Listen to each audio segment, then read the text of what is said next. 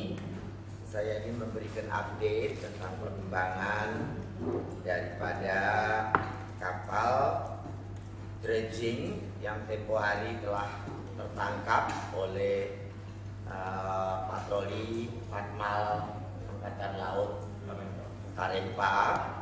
Itu kemudian lepas. Waktu itu kita memang masih belum memberikan identitas dan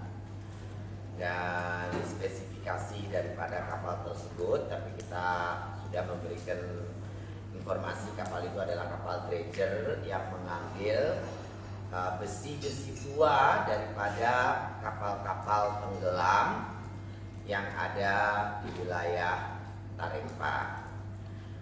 Adapun hari ini saya bisa memberikan update tentang tertangkapnya kembali kapal tersebut dan sekarang berada di Malaysia sesuai dengan edaran kita dan permohonan kita kepada Interpol untuk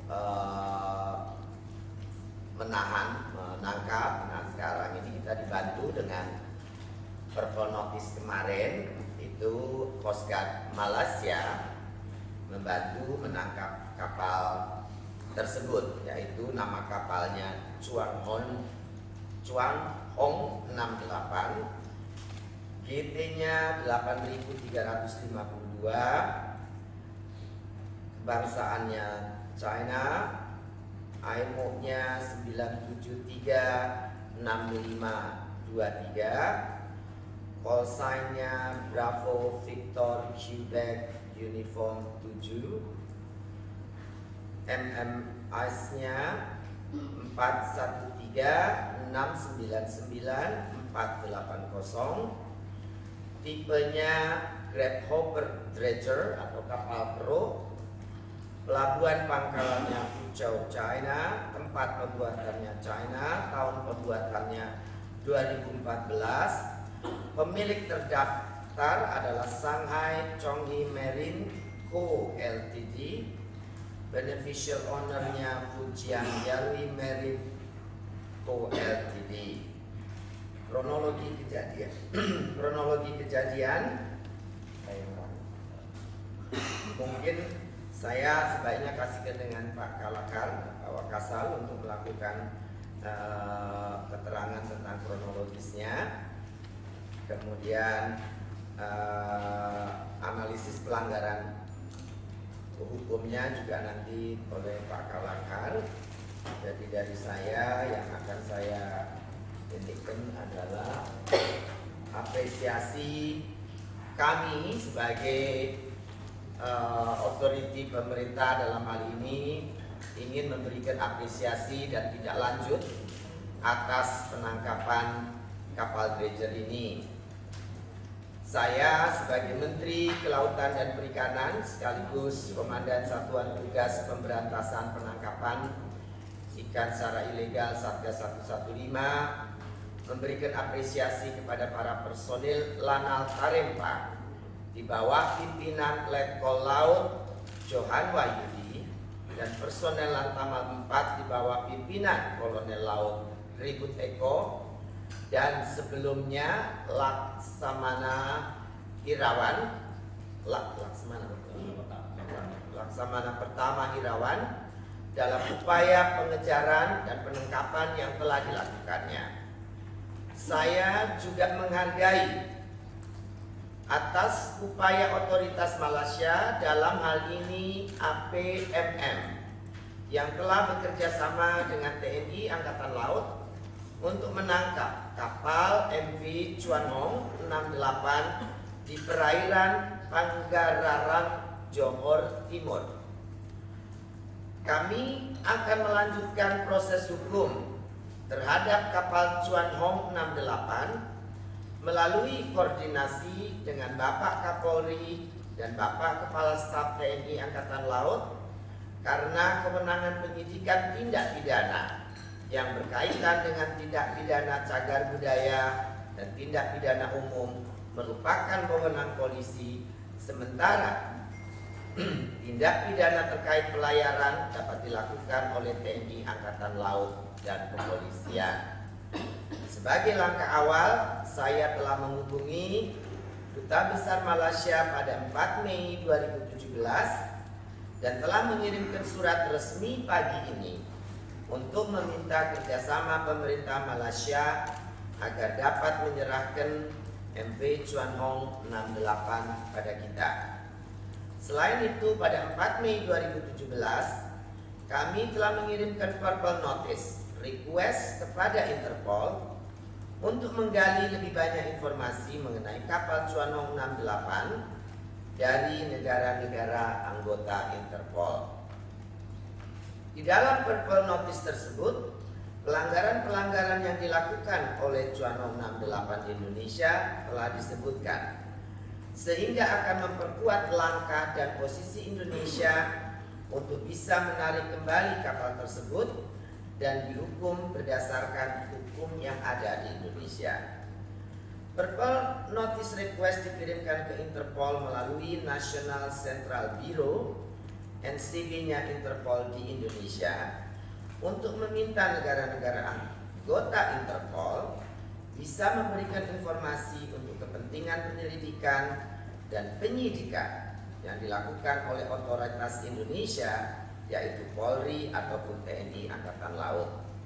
Demikian apresiasi saya sebagai Menteri Kelautan dan Perikanan dan arahan tindak lanjut atas kasus MV Chuan Hong 68 yang terjadi pelanggaran di wilayah Tarempa. Demikian, terima kasih. Seperti yang pernah saya sampaikan di konferensi pers beberapa waktu yang lalu, bahwa penangkapan ini terkait dengan operasi yang tidak terencana dari Angkatan Laut, karena kita sedang fokus di Selat Malaka dan di Natuna. Kemudian dalam organisasi masyarakat ada kapal yang mencurigakan melakukan kegiatan, sehingga saat itu Panglima Armada memerintahkan unsur-unsurnya yang kebetulan yang ada hanya patroli Kamla Siantan yang panjangnya 12 meter, dua kedai langsung Komandan Lala Tarempa. Dengan berbagai keterbatasan yang ada, setelah 1 hari 1 malam dan beberapa kali ngisi bahan bakar, ditemukan kapal itu. Kemudian karena perimbangan kekuatan tidak memungkinkan kapal itu ditahan oleh personil saya saat itu, hanya ada 3 orang. Jadi untuk pengamanan maka 20 orang kita turunkan ke kapal kita. Kemudian Panglima memerintahkan perkuatan kapal perang untuk menangani kapal tersebut. Tapi sebelum kapal perang itu datang, ternyata kapal itu sudah tidak ada di tempat. Dan saat itu kita masih belum bisa meyakinkan apakah betul penjelasan dari kru itu adalah Chuan Hong 68. Seketika itu juga Armada Barat melakukan pencarian, tetapi karena itu berada di tepat batas teritorial, dalam hitungan setengah jam dia sudah bisa keluar dari perairan teritori kita. Dan sesuatu hal yang paling logik, dia akan keluar atau melayang menjauhi perairan kita. Dan itu terbukti setelah kita kerahkan kekuatan, baik itu asal temukan maupun udara, tidak kita temukan. Oleh karena itu, karena kita sudah punya satu mekanisme yang baik dengan negara tetangga, terutama oleh unit-unit Western Fleet Quick Response, di mana kita sudah jauh melangkah di dalam membangun kerjasama ini, bukan hanya patroli, tapi sudah pada joint investigation. Ya, ada beberapa kasus yang sudah kita naikkan di pengadilan dan sudah jadi hukuman itu berkat kerjasama ini. Nah, pola itu juga dikerjakan. Begitu kita kehilangan, kita langsung kontak ke pihak Malaysia, dalam ini APM. Dan tanggal 28 Mei ini pun karena kita sudah mendapatkan sinyal radio, kita koordinasi dengan Malaysia ada sekitar Johor, maka APM menemukan tanggal 28 di perairan Panggaranan Johor Timur Malaysia. Dan tadi sudah dijelaskan oleh Ibu Menteri bahwa kita juga sudah melakukan atau mengirim surat ke Duta Besar untuk bisa menarik kapal ini untuk melakukan proses hukum selanjutnya. Dan ini masih ada langkah-langkah yang kita lakukan. Di antaranya nanti para prototipe saya cek sudah terkirim dan kalian sudah menerima, sehingga kita harapkan tidak butuh waktu lama lagi dengan pola kerjasama yang sudah kita kerjakan selama ini akan bisa segera ditarik untuk proses hukum selanjutnya. Dan modus operandi untuk kapal ini diantaranya adalah memang dia mengangkat bangkai kapal yang tenggelam di sekitar Teluk Natuna dan Cina Selatan. Di lokasi tersebut ya, itu ada Swedish supertanker Severus KS yang tenggelam tahun 69. Kemudian Italian Oil Steamship Igara yang tenggelam 12 Maret tahun 73. Ada kapal perang Jepang dan perang izin Sagiri, kemudian kapal perang Jepang Yoshimaru dan kapal perang Jepang Katorimaru. Dari foto-foto ini bisa kelihatan ada kurang lebih saat itu diperkirakan 1000 ton besi dari bawah laut yang digunakan.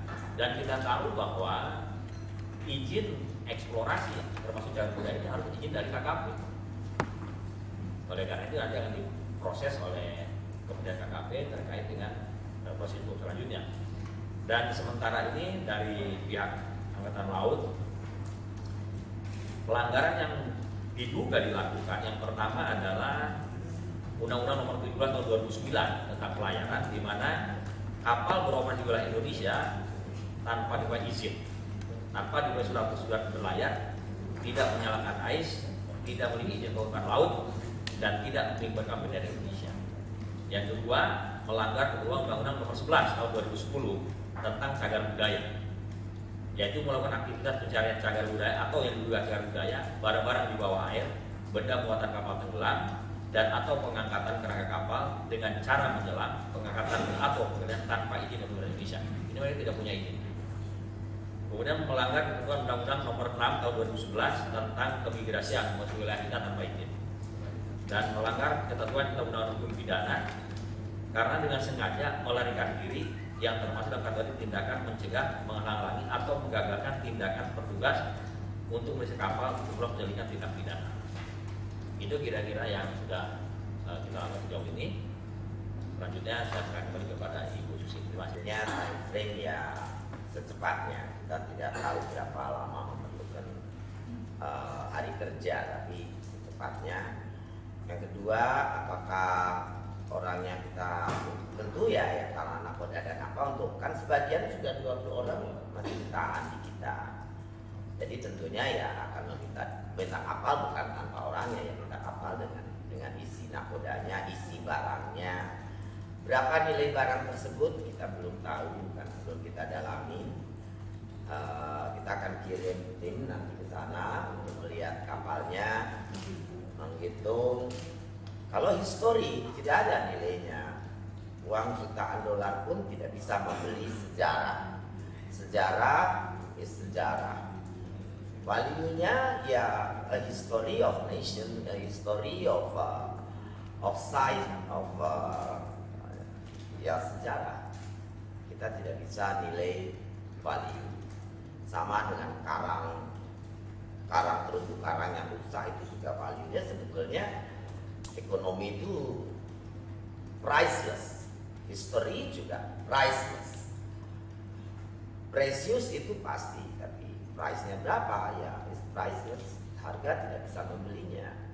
Itu kalau kita namanya menghormati sejarah. Yang kedua adalah berkaitan dengan image dan nama negara kita. Kita ini dalam beberapa bulan sebelumnya sudah dikomplain oleh Australia dan Belanda akan hilangnya beberapa kapal yang tenggelam milik mereka. Ada pesawat, ada kapal di perairan Jawa yang sudah hilang atau habis besinya. Kita dianggap sebagai negara yang tidak bisa melindungi situs, melindungi peninggalan-peninggalan berharga daripada sejarah Perang Dunia I, Perang Dunia II yang ada di wilayah perairan Indonesia. Nah, kalau kita seperti itu kan tidak bagus. Berarti di negara kita ini apa saja bisa hilang, sejarah pun tidak ada value-nya.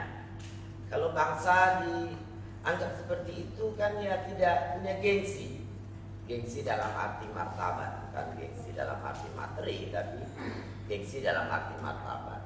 Dalam pergaulan internasional adalah sangat penting negara kita, bangsa kita dihormati dan disegani karena martabatnya dan nilai value kebangsaan, sejarah, dan tentu saja itikat baik kita sebagai bangsa. Kita tidak mau yang nyuri orang yang dituduh kita karena tempatnya di wilayah negara kita. Nanti kita akan dianggap sebagai negara yang tidak bisa memproteksi sejarah kita, ya teritorial kita. Kok bisa di wilayah teritorial? Bukan IIZ, ini teritorial kedudukannya. Kapal asing begitu besar beroperasi tanpa izin. Nah, kan tidak mungkin kita biarkan. Jadi ya penegakan hukum harus kita lakukan, upaya hukum kita jalankan. Disitulah kita ya menjaga marine resources itu banyak. Bukan cuma ikan, bukan cuma air laut, tapi semua yang ada di dalam lautan kita itu adalah resource kita.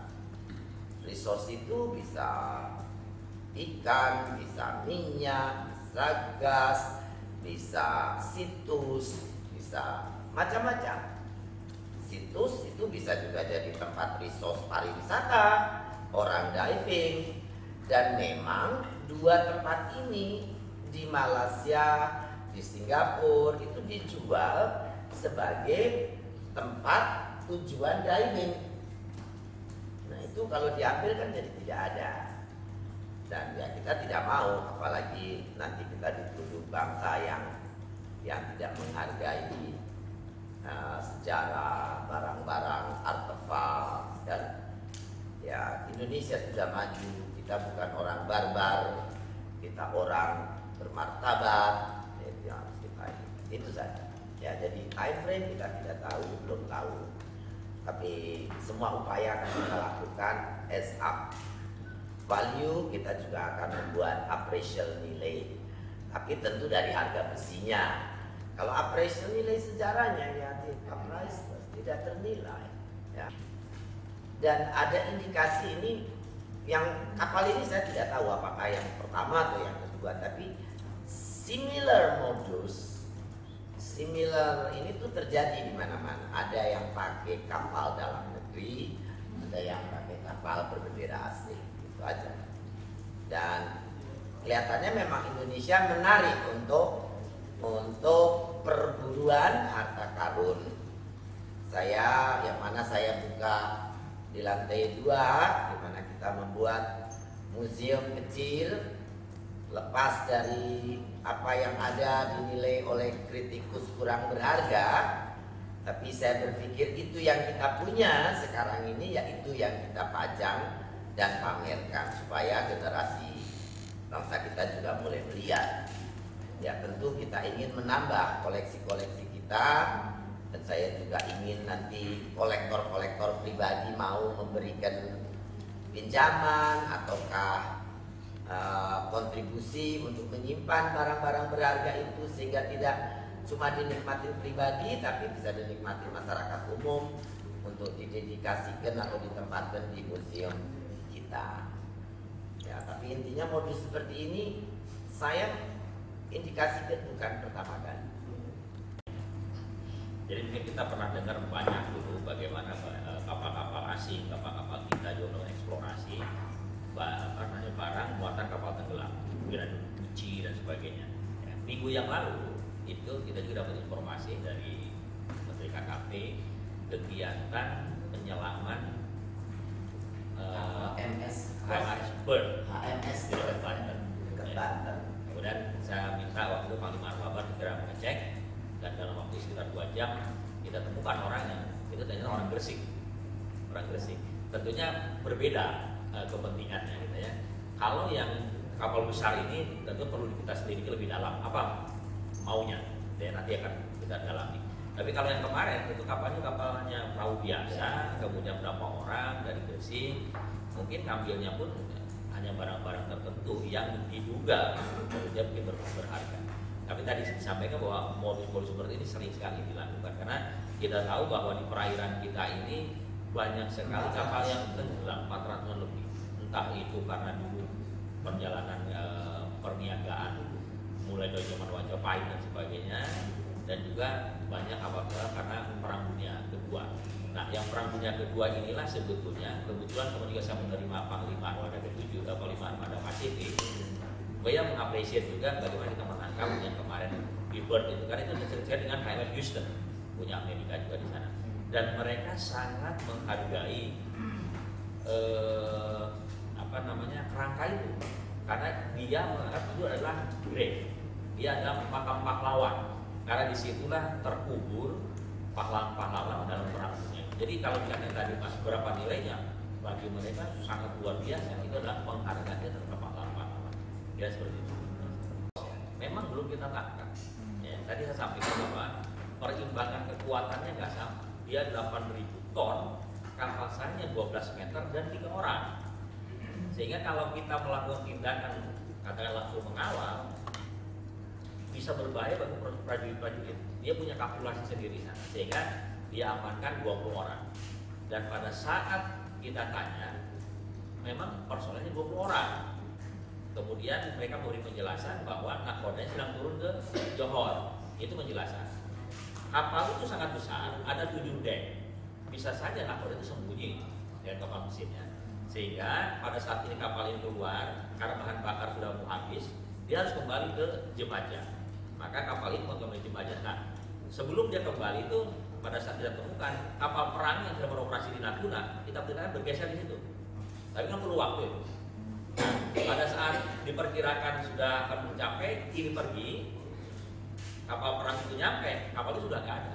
Jadi bukan lepas ya, karena belum kita tahan. Tapi memang kita sudah plot di situ, kapal perang itu sudah ada. Oleh karena itu Panglima langsung melakukan pencarian, juga kerjasama dengan APMM inilah hasilnya. Ya. Jadi bukan lepas ya. Ya sebagaimana yang disampaikan oleh Ibu atau dari Pak Wakasa, nanti masalah tindak pidana kelautannya akan disidik oleh Angkatan Laut. Karena kalau nanti ada right notice yang dikirimkan oleh Interpol kepada dari kita kepada BMM dan Malaysia, itu pasti akan ditindaklanjuti. Maka tim Satgas yang dipimpin oleh Bu Susi akan melakukan penyidikan. Dibagi-bagi penyidikannya yang sudah sampaikan tadi, proses penyidikan ke aturan kelautan segala itu oleh Angkatan Laut. Nanti BMKT itu adalah Satgas nanti. Satgas BMKT itu di bidang Mabes Polri yang berkoordinasi dengan Satgas dan dengan di air kita sini permulaan. Itu adalah tindakan penyidikan pada BMKT itu adalah khusus untuk masalah melibatkan instansi badan.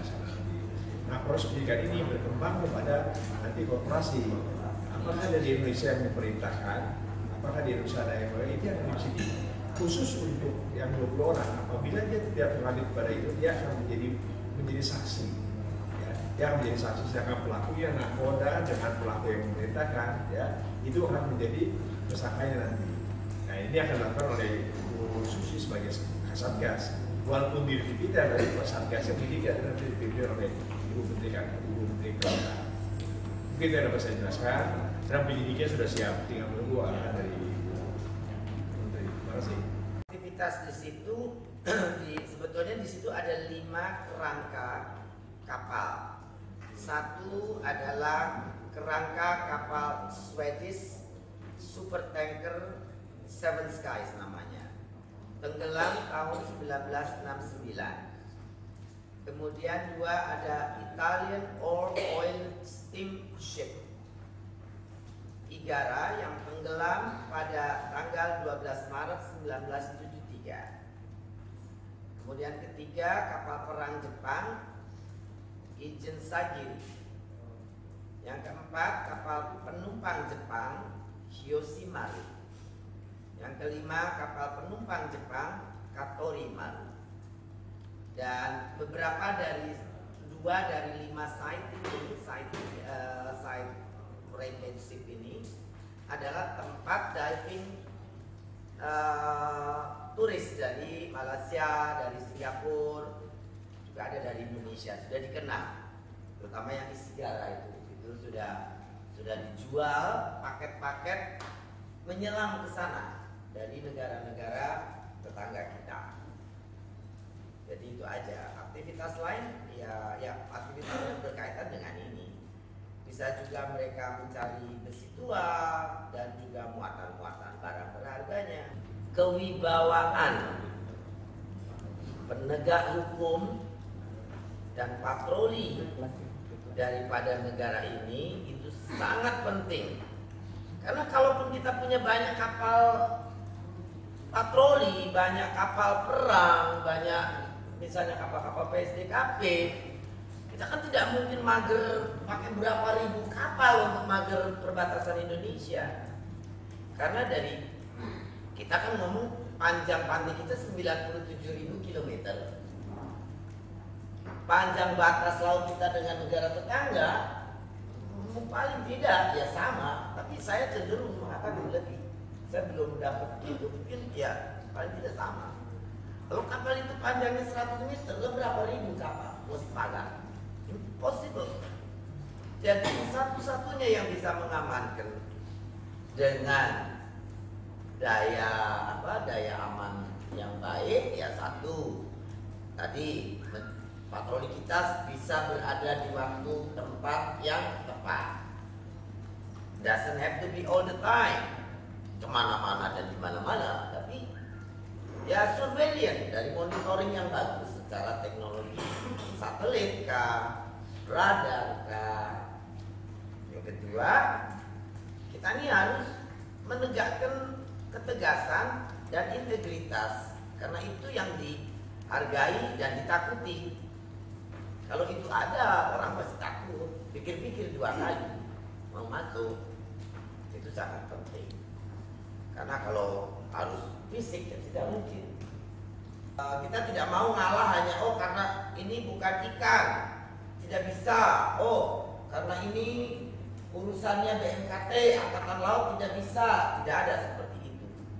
Disinilah multi-door approach dalam penanganan hukum. Kita akan upayakan, kita akan tempuh supaya ya tidak ada lagi. Tadi itu kita tidak mungkin magerin laut kita. BMKT-nya ada 400 titik. Kalau kita harus taruh kapal di situ ngawasin 400 kapal doing nothing, duduk di situ, impossible juga. Jadi ya kalau ada pelanggaran seperti ini kita pastikan. Jadi contoh, lo mencuri karena sudah itu saja semaksimal mungkin. Nanti itu deterrent effect untuk kemudian. Kalau tidak ya nanti semua orang datang ke sini ambil apa saja. Laut kita kosong, kan tidak boleh.